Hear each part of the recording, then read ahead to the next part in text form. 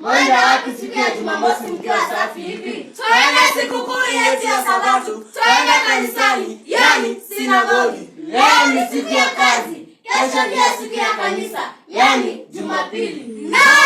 No. Kutoka ni 20 mstari wa 8 hadi wa 11. Siku sitafanya kazi, lakini siku ya 7 ni Sabato ya Mungu wetu. Siku hiyo ni siku takatifu.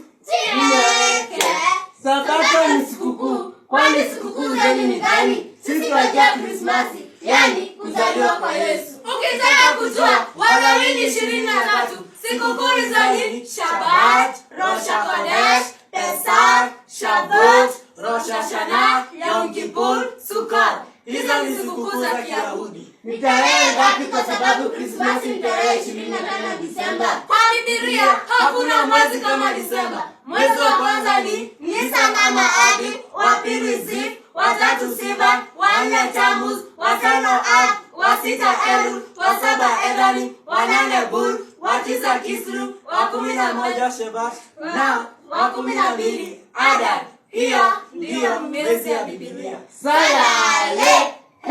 Na kwani nyinyi mmetoka mbinguni? Mwajua maandiko hivi, tunajiunga nanyi milele daima, tupewe uzima wa milele.